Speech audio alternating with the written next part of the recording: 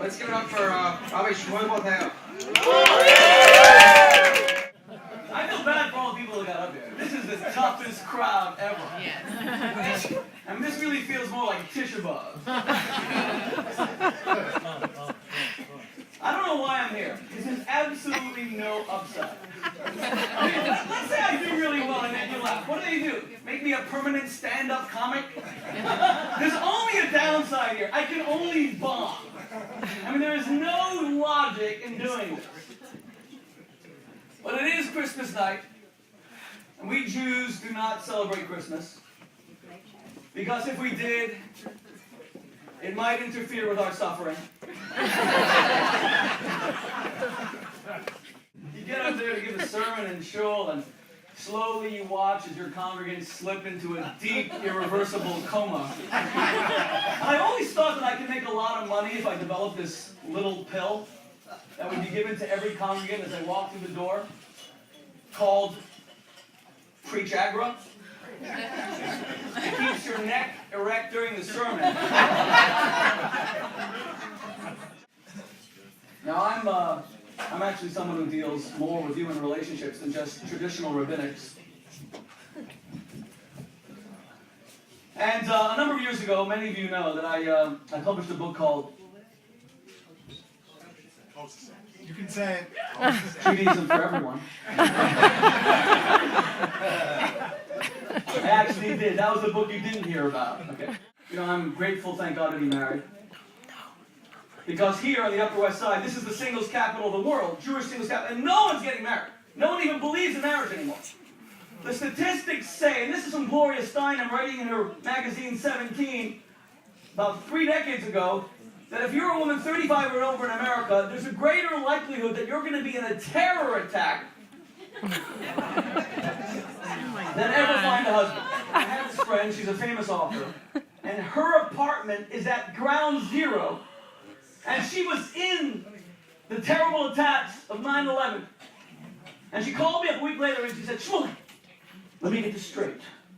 Now that I've been in a terror attack, it's time to speak about my early childhood. It's not funny.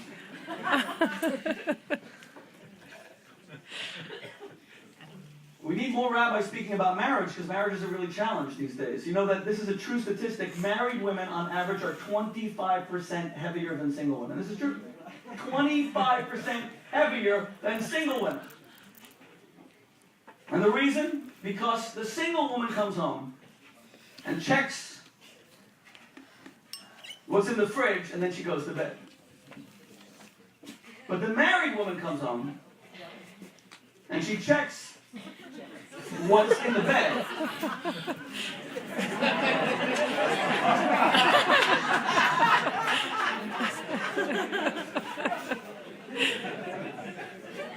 I'm not even going to finish that one.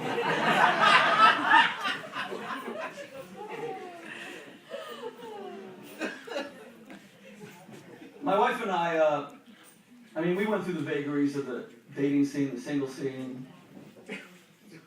And it's really rough. You never know what you have to do to really impress a woman. And I really had no idea how to date. I mean, it's not as if they teach you this in yeshiva. Right after Gemara Layuna, Gemara L'Girsa, today we're going to focus on which restaurants to date in. It just wasn't that we had this restaurant across the street from our yeshiva called Fressenbrech.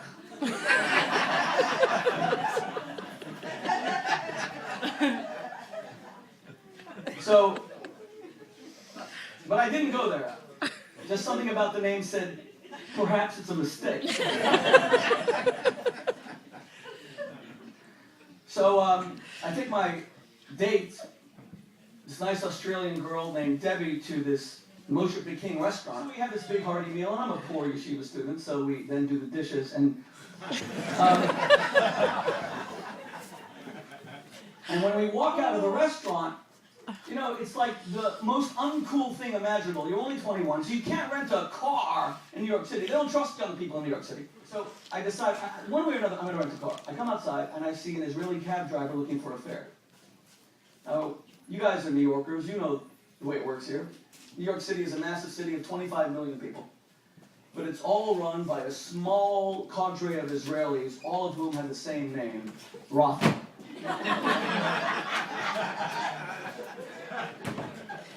So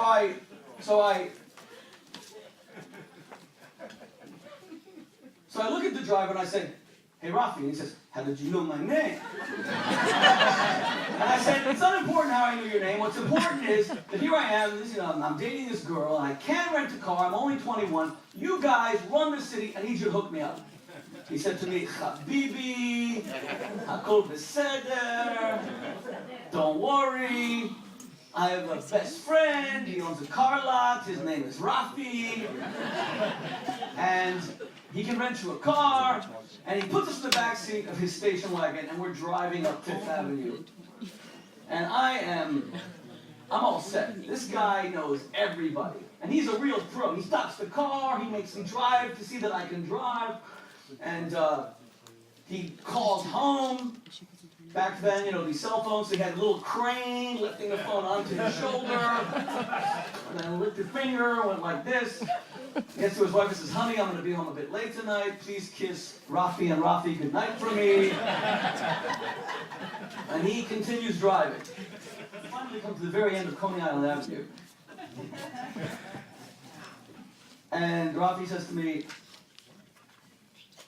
"Just over there is the car lot.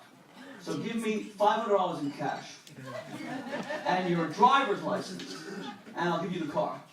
I said, "What car lot?" He said, "Right there, on the other side of that desert. If you get on the camel, you go for about a week, you're going to see the car lot." And I'm thinking to myself,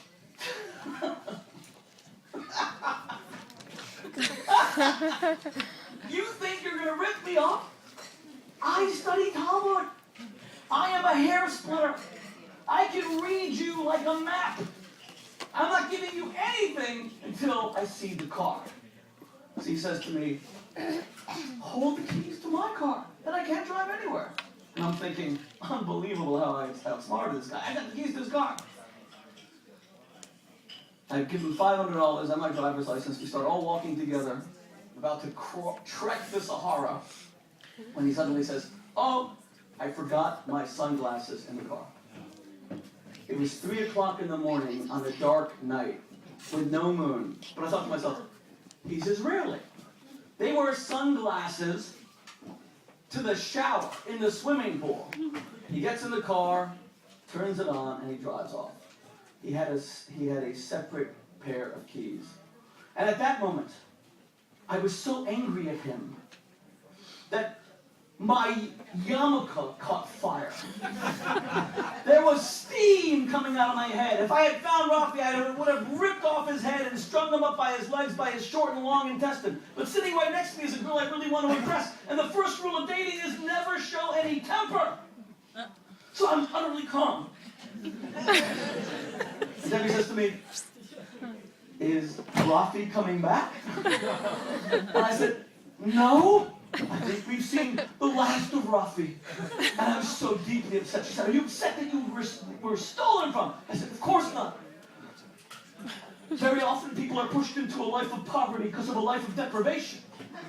How often do people choose crime because they've been denied the necessities of life? I only wish that Rafi were here so I could give him more." And my wife-to-be looks at me and says to me, "You're unbelievable. You're special." And I said, "Say it like it is."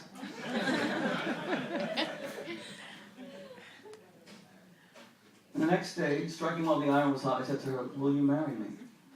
And she sat down on a chair, tears streaming down her cheeks, and she said, "No, I cannot marry you."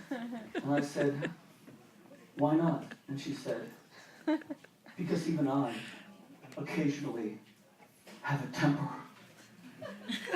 I'm just not on your level." And I looked at her and I said to her, "That's okay. I'll come down to yours."